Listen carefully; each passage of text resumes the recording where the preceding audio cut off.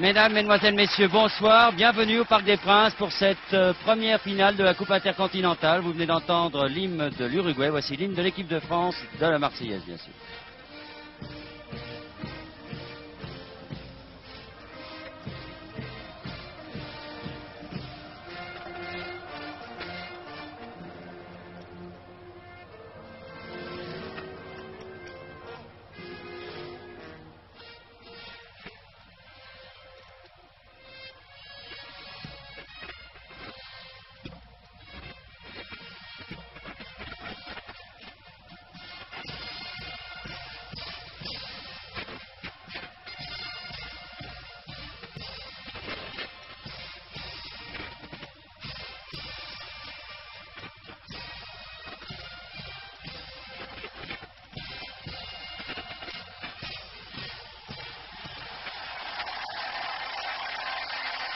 Un nouveau bonsoir, bienvenue au Parc des Princes pour cette finale de la Coupe intercontinentale qui oppose l'équipe championne d'Europe, à savoir l'équipe de France, à l'équipe de l'Uruguay, victorieuse de la Coupe d'Amérique du Sud. Un match qui va se dérouler devant 25 000 personnes, pas plus. Il faut dire que ce sont les vacances, bien sûr, qu'il fait beau, peut-être pas aussi beau qu'en Corse en général et qu'à Caramontino en particulier, mais il fait beau sur Paris.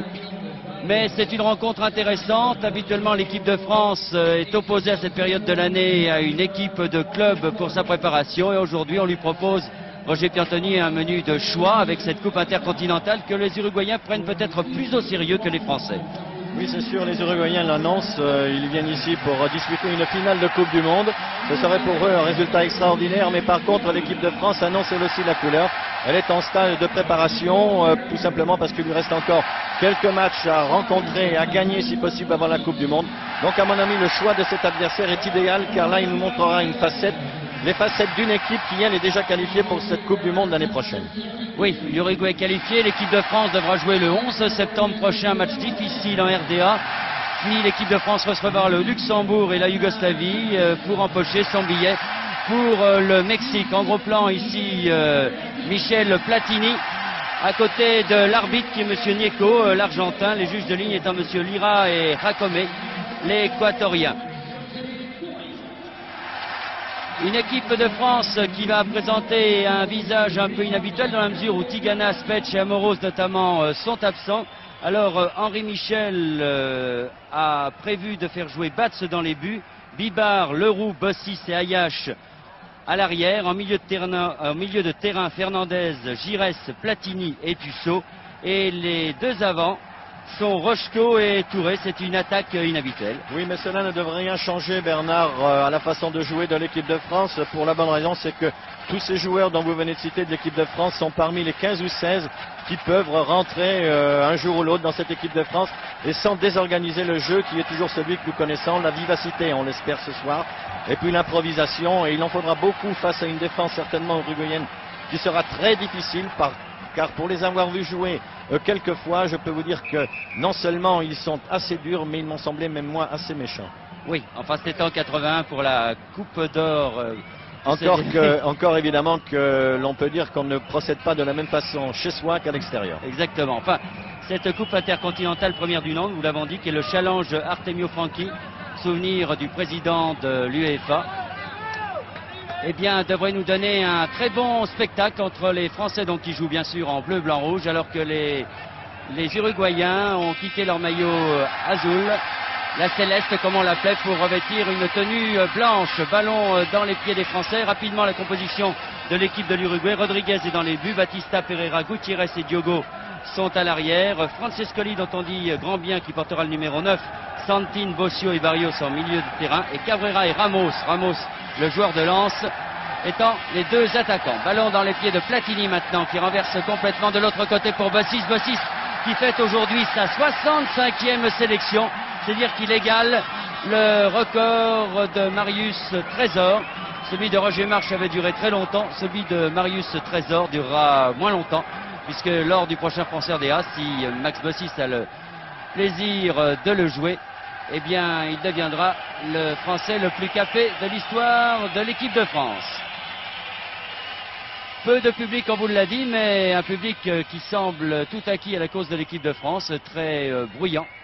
Et ballon dans les pieds de Batista, le petit arrière gauche de l'Uruguay. Très rapide, ma foi, qui a joué avec Santine, aux prises avec Giresse, aux prises avec Rocheteau. Il s'en tire bien, Santine, et redonne à Batista. Maintenant, Francescoli, dont l'idole est Michel Platini, disait-il, qui a joué, très bien joué, ça. Francescoli encore dans les 18 mètres français. Aux prises avec Max Bossis, qui a décidé de frapper un grand coup. Max Bossis, certains avaient dit que le fait qu'il joue en deuxième division pourrait peut-être lui poser certains problèmes. Et vient d'entrer, il tient à mettre les choses au point. Giresse qui retrouve Leroux maintenant, lui qui a retrouvé l'équipe de France puisque Schwetsch est blessé. Et une mauvaise saison, une mauvaise passe, Leroux l'année dernière, et il revient en équipe de France. Oui, les quelques touches de balle que nous venons voir effectuées très rapidement par les Uruguayens prouvent leur fine technique quand même. Et ce sont des joueurs habitués de jouer de l'extérieur du pied où la frappe est beaucoup plus rapide que de l'intérieur. Et ils en usent et ils en abusent même des fois. Mais c'est une des caractéristiques du football sud-américain. Et les Uruguayens le prouvent encore ce soir. Oui, espérons que le football sud-américain retrouvera ses origines, qui étaient vraiment un football très spectaculaire et pas du tout méchant. Rocheteau peut-être ce ballon. Rodriguez est obligé de plonger. On peut attendre beaucoup de ces deux attaquants que sont Touré et Rocheteau pour bouger cette défense uruguayenne. C'est un essai intéressant, en tout cas, que tente là Henri Michel. Et dans le dispositif actuellement que nous voyons, Rocheteau occupe lui le véritable poste d'avancement par rapport à Touré, qui lui à Nantes l'occupe plus ou moins avec Ali Lozic. Enfin, il est bon peut-être pour l'équipe de France que justement Touré joue maintenant en pointe dans son club, car l'équipe de France manque d'attaquants de pointe et Touré a toutes les qualités pour en faire un. C'est ce que j'allais rajouter, les qualités de Touré en font un véritable attaquant de pointe. Cabrera qui sort ce ballon, sortie de but donc, qui va permettre à Joël Batz de dégager. Il fait chaud, très chaud même, pour jouer au football. Mais enfin, la pelouse du Parc des Princes est en excellent état. Elle a l'air très souple. Et en tout cas, d'entrée, les Uruguayens ont prouvé qu'ils voulaient jouer au football, semble-t-il. Et on devrait assister donc à un très grand match. Ayash, qui joue arrière gauche aujourd'hui, puisqu'Amros n'est pas là. Bossis, Giresse qui va retrouver Platini. Voilà. Platini pour Rocheteau, très certainement, c'est bien joué. Rocheteau tout de suite. Allez, Dominique. Oh, très beau but de Dominique. Superbe. Dès la 3e minute de jeu. Donc, but de Dominique Rocheteau sur une attaque Giresse-Platini. Un très bon service de Platini. On voit cette action, Roger. Oui, et je dois dire que le ballon de Michel Platini est très bon. Mais il faut dire que Rocheteau a très bien anticipé. Et actuellement, Rocheteau démontre qu'il a, en plus de sa vivacité, de sa combativité qui étaient des atouts qu'il avait jusqu'à présent, une sérénité et disons un calme olympien dans les 18 mètres adverses au moment où il a fallu dribbler le gardien de but pour mettre le ballon au fond des filets. Je crois que Rocheteau actuellement garde, comme je le disais, sa vivacité, mais en plus il voit très clair dans les 18 mètres adverses. Et c'est à mon sens pour ça qu'actuellement il est bien meilleur qu'il y a au moins 5 ou 6 ans.